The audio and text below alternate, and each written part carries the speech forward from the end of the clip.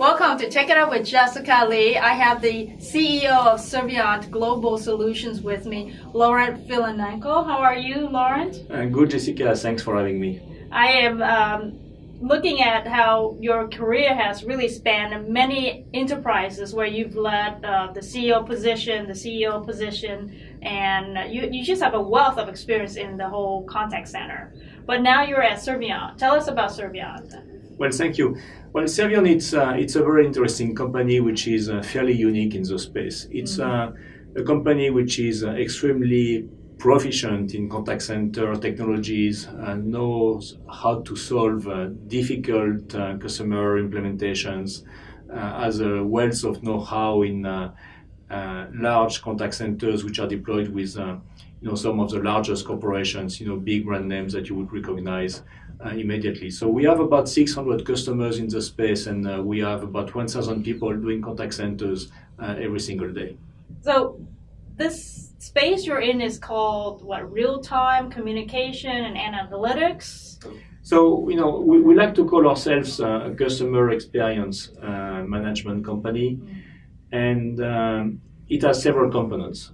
So you have an infrastructure component, which is contact centers, but increasingly, what matters is the intelligence you bring to the operation. So it's all about analytics, understanding the customer journey, understanding what people want and how you serve them.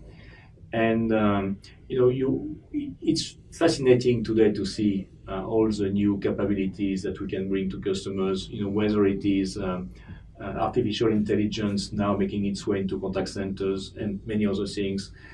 Whether it is RPA, robotics, process automation, but still, there is a need for tried and true deployment of technologies which help customers and enterprises communicate better. Your company does a lot of the system integration. So you're taking some of the best of breed technology from various vendors, putting them together to make it work. But you also provide the whole consultancy and the managed service of the technology, right? Yes, we do. It's increasingly important to be able to serve customers over the long term. And managed services are a great way of doing that. And you have a stake in the game. You need to perform, you need to deliver, and you are paid on essentially on the results, because if you don't do a good job, then your subscription is not going to be renewed. So there is a lot of incentives these days to consider managed services models, both for customers and for ourselves. For customers, they want to really focus more on what their business is, right, as opposed to the technology layers, and we are happy to do that for them. That's your expertise. That is our expertise. And to your point about consulting, it's very important for us to be able to have a dialogue on understanding what do they want to achieve, how can we help them, which are the right technology solutions that they should implement, and help them navigate those transitions. How do I move to cloud? How do I start embedding artificial intelligence? All those things that we need to work on with them.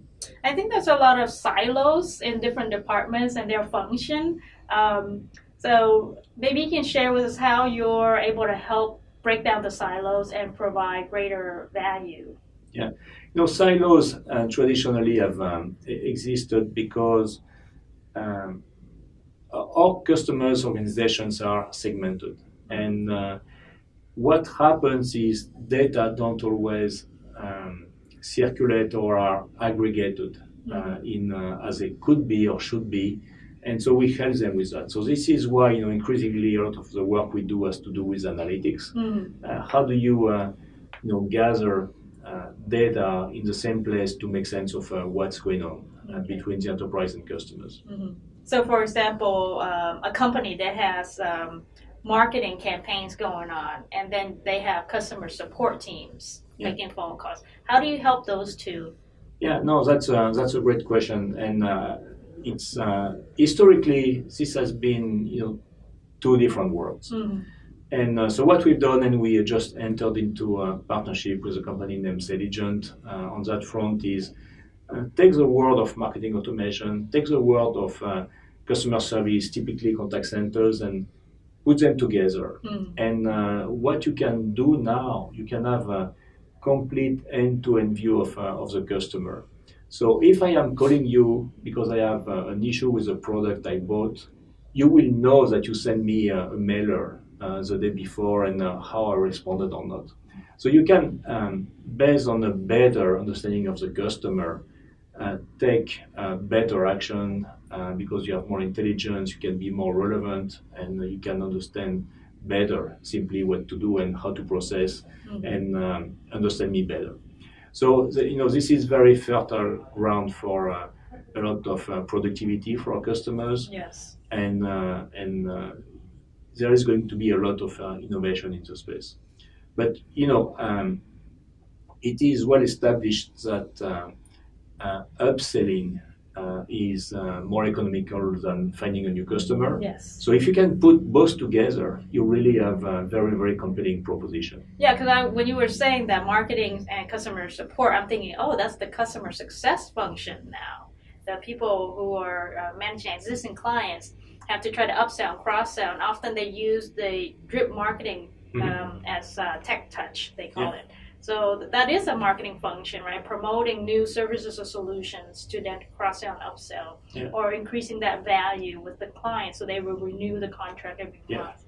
Yeah, and to your point about, I don't know if we should call that silos or not, but traditionally contact centers have been driven from the CIOs and telecom organizations.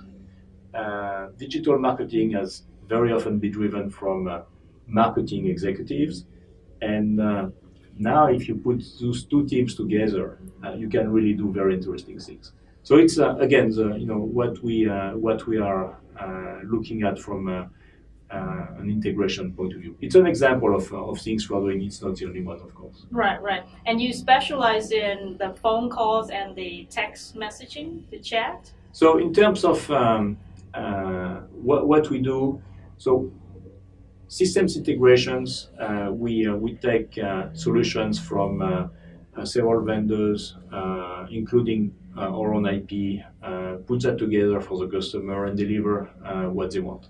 In terms of our own intellectual property, which exists under the Acheon brand, what we do is campaign management and analytics. Yes, we are very, very strong on voice and text. We can do email as well, but on email we don't have the sophistication of the true marketing automation companies, which is why we partner with somebody like Intelligent. Right. We are much stronger than they are on voice. They are stronger than we are on email, for example. At some simple level. Right. So good partnership. That is a good partnership. Yeah. The customers get more value out of that. Okay. I'm impressed with your career history because your career journey is you came from Paris to America, and you've been at some of the very big companies, like you were the CEO and CEO of Genesys, and you were at Cisco, and you were at Avaya. So tell us a little bit how the whole industry has evolved and where you see it's going. Yeah, I was fortunate to have the opportunity to have very interesting roles in different contexts, and the thing is, we live in a world of constant change in technology, so you have to adapt. Not only your company but yourself. So in my case, it was having different roles from oscillating between the business side and the technology side of things. By training, I'm a hard science guy, so I'm interested into the technology and what it can do and understanding how to apply it.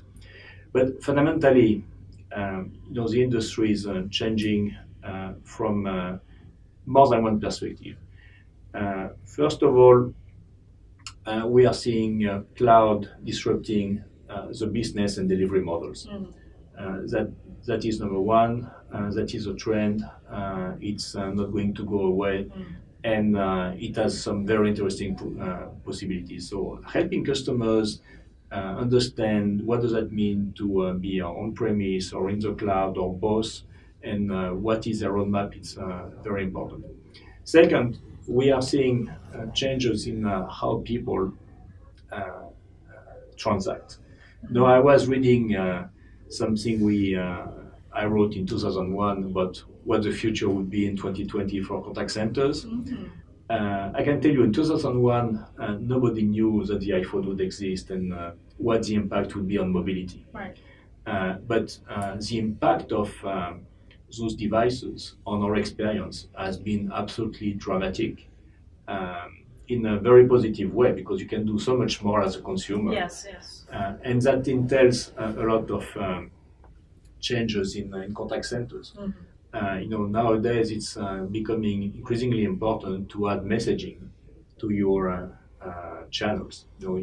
Channels tended to be voice and then email and then text, which is a form of messaging, and now you have Apple Business Chat and you have WhatsApp, and in China, WeChat is the predominant channel for everything. Right. That's how people talk, but that's how people pay, that's how people do customer service. So you have all those changes which are happening, and then you have areas like, broadly speaking, artificial intelligence, where you're seeing a lot of changes as well. So for a long time, the way to access contact center has been through the IVR. Press 1 for this, press 2 for that, and it serves a purpose which is called deflection, and it does that really well. If you look at banks or a lot of other companies have been able to automate a lot of transactions and hence and routing. Yeah, exactly, and then be more productive and don't use agents, people for tasks which are automatable. Yeah. So they've done that. Now, what you are seeing with a lot of devices like Alexa or Google Home and Siri is you use voice as a channel to get a lot of answers very quickly. Right. And so that is a new paradigm, which is so very important. That's the new user interface now, because I use it at home too. Yeah. So it's like Alexa, tell me the news, the news briefing, or what's the weather, and play music and all that. Yes, very convenient. Or buy something. Yes. Which is kind of dangerous because it's becoming too easy. So you have all those changes, and for our customers, they have so many options. So it's important to have a company which can help them not only drive those changes, but make sure that we can integrate the technology roadmap for them. Yes. What about virtual reality? What do you think is happening there? Is that really going to be a big deal? Yes. It will depend on the industry, obviously. What is interesting, I don't know if you watch esports. No, esport. Oh yes, yeah. Okay. So esports is becoming bigger in terms of audiences than what you would call real sports. Right. So it's companies in the space. They fill stadiums with people watching other people gaming. Yes. You have Twitch TV and you have all those things. Right. So virtual reality is having an impact already. It's been obviously a lot in gaming. I think we are going to see a lot of virtual travel. You have very compelling virtual reality visits of museums and things like that. And you could even say it's a better experience than being in a very crowded venue when you try to see something and you have all those people around you, you cannot really. So there are some very interesting applications of virtual reality. Maybe a little bit less ambitious, augmented reality is something which is in practice today. So, and specifically again in contact centers, we are seeing companies who provide augmented reality for customer service, which is a very interesting concept. It's kind of show me what the problem is if it's a physical device, and with augmented reality, I can you have solutions which can show the customer put this cable here or push this button there. So it's very very promising. So Yes. it's early days. It's early days, but it's going to be very use case dependent. Yeah, I can see the appeal of that because a lot of times when you're giving instructions, having Yes. that visual Exactly. Simulated reality Exactly. is actually a lot more helpful, Yeah. right, than Yeah. just telling over text or Exactly. phone No, it's voice. exactly. Yeah. That's exciting. I think that's It a is. big one. It is. So we are going to see more and more of those technologies, and some will work, some will not.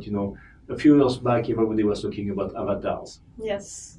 That didn't really take off, and not that I know. Because either you talk to a real person or you talk to a machine, but a machine which looks like a real person didn't cut it. Maybe it wasn't good enough. Maybe with new advances in speech and higher definition video and faster simulation, maybe we'll get there. But so far, it's not been a great use case. All right. Well, excellent. Well, it's been a very interesting conversation, Laurent. Thank you so much. Thank you for being here and sharing your thoughts, your perspective. And we look forward to hearing a lot more success from you. Thank you so much. Thanks for watching. Let's Take It Up with Jessica Lee.